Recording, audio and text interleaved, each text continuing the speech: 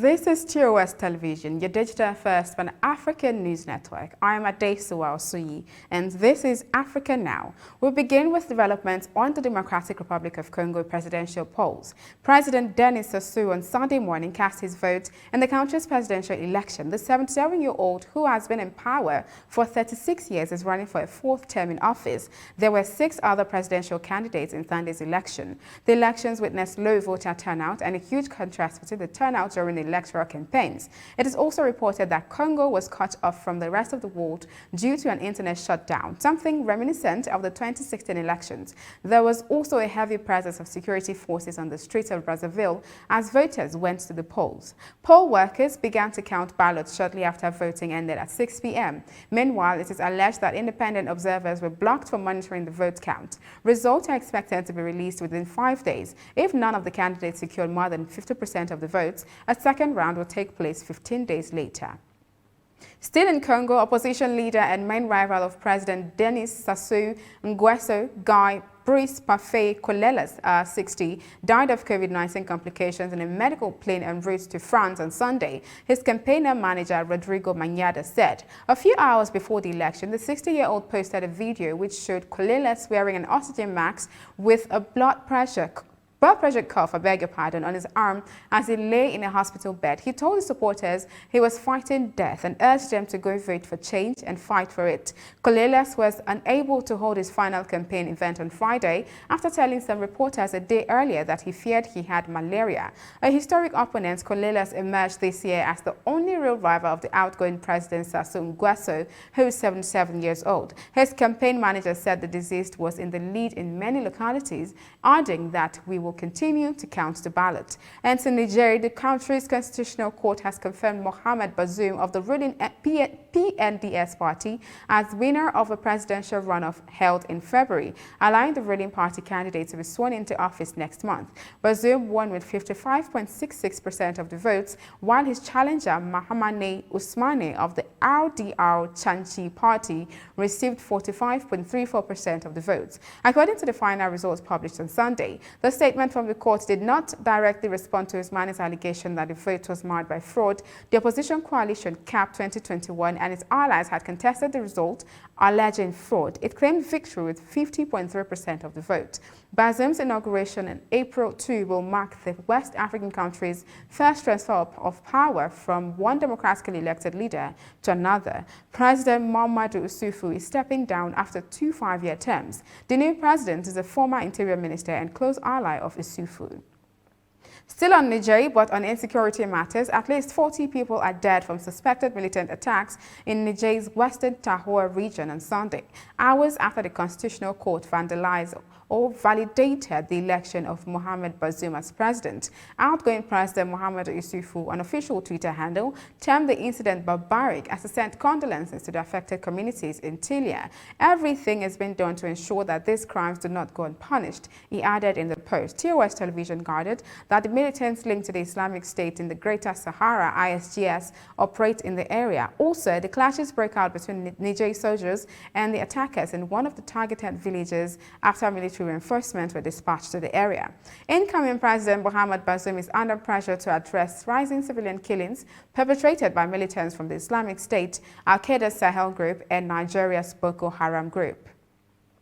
Over the weekend, Mali's interim Prime Minister Mokhtar Ouane visited the town of Kona, an area regularly hit by jihadist attack, to inaugurate a new fishing port and a new military camp. Ouane said, and I quote, "In order to provide a sustainable response to the crisis in the center of our country, we must materialize 2 principles through concrete actions. The first is the main principle of national solidarity. This solidarity must be the first response to the tragedy that is affecting our fellow citizens in the central regions. This national solidarity must be shown at all levels." End of quote. In January 2013, jihadists took control of Kona before the main city of Mopti. 8 years down the line, the interim Prime Minister Mokhtar Ouane believes that the rehabilitation of the port is an indication of what will continue to be done in the region. This is TOS TV, your digital first Pan-African news network. You're watching Africa Now. Central African Republic's former leader takes charge of a rebel alliance, sports and more after the break. Do stay tuned.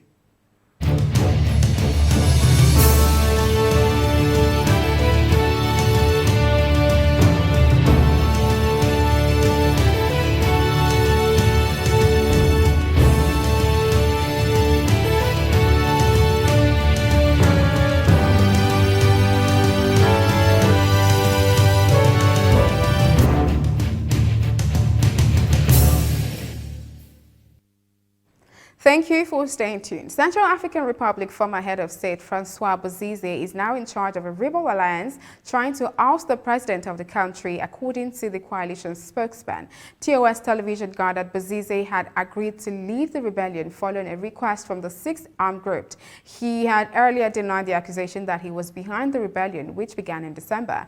The Central African Republic has been extremely unstable since 2013, when the overthrow of Bozize sparked a brutal civil war that killed thousands of people and tipped Central African Republic further into instability. He was prevented from standing in January's election because he is accused of crimes against humanity and faces UN sanctions. The country's current government has accused him of being behind a recently failed offensive by the so-called Coalition of Patriots for Change (CPC) against President Faustin Archange Touadera, who won re-election in a December 2020 vote marked by insecurity and low turnout.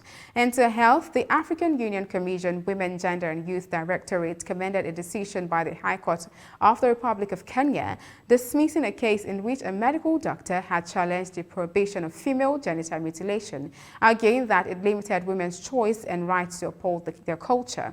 The court on March 17 ruled that the practice of FGM violates a woman's right to health, human dignity, and in instances when it results in death, the right to life, adding that the practice also undermines international human rights standards. The AU Commission has termed the decision to clear demonstrations of the commitment by member states to preserve, protect and promote women's rights through laws, policies and action.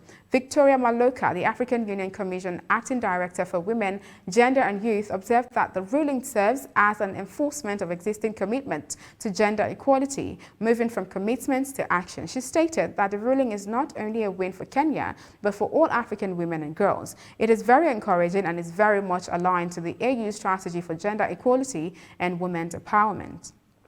South Africa has sold 1 million doses of the Oxford AstraZeneca vaccine that it decided not to roll out to 14 unnamed African Union member states, Health Minister Zweli Mkhize said. The ministry said it had in the past week worked to ensure that all member states identified by the AU vaccine acquisition teams as a recipient of the vaccines were compliant and had obtained all regulatory approvals, permits and licenses to roll out the vaccines in their respective countries. In a statement by the Health Ministry, the first batch of vaccine that is being delivered will benefit 9 member states and the balance will be collected this week to be delivered to 5 other member states. In February, South Africa dropped plans to use the vaccine to curb the spread of COVID-19 after a small study suggested it had a minimal effect against the country's new variant in young people.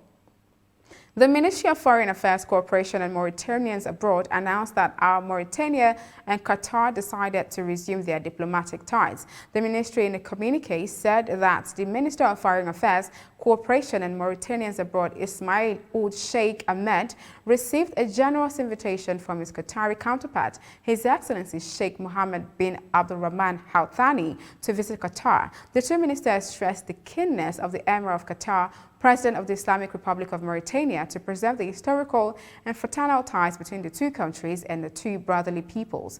They discussed the ways and means to boost the long-standing brotherly cooperative relations between the two countries. Based on the discussions, the two ministers agreed to resume diplomatic relations between the Islamic Republic of Mauritania and the state of Qatar and to reopen the embassies as soon as possible. The West African country cut links with Qatar in 2017 over allegations that it supported terrorists following the lead of other Arab powers, including Saudi Arabia, Egypt, and the United Arab Emirates, that had done the same. Media practitioners in Rwanda are pushing for a review of the law on access to information in the country. The call was reiterated during a virtual meeting last week, organized by Rwanda Journalists for Sustainable Development, RJSD, and other partners to analyze the implementation of the current information law. Journalists said that there are still obstacles in accessing information, calling for an update of the information law. Emmanuel Mugisha, the executive secretary of the RMC, believes that people who also violate the right to information should be punished. The call was also echoed by Cecile Mugeni, an official from the Ombudsman's office. Celestine Ntawirema spokesperson of Rwanda's Journalists for Sustainable Development. And in sports, to mark the International Day for the Elimination of Racial Discrimination, FIFA President Gianni Infantino reiterated that FIFA, as football's governing body, must continue to lead the way in fighting racism. The FIFA president stated FIFA and football stand united against racism, as there is no place for racial discrimination in football or in the society. He affirmed FIFA's responsibility to lead the fight against discrimination. Infantino added that implementation of measures by FIFA, the Continental Confederation, FIFA's 211 member association at the national and local level, has been put in place. As such, FIFA remains determined to work together with our stakeholders to eradicate racism, indeed discrimination and violence of any kind wherever it still exists. And that is Africa Now. For more updates, do visit our website at www.tostvnetwork.com. Do also follow and like our social media handles on Facebook, Twitter, and Instagram. And remember to subscribe on YouTube. Do stay with us and enjoy more programs on TOS Television Network. I am Adesuwa Osuyi. Thank you for watching.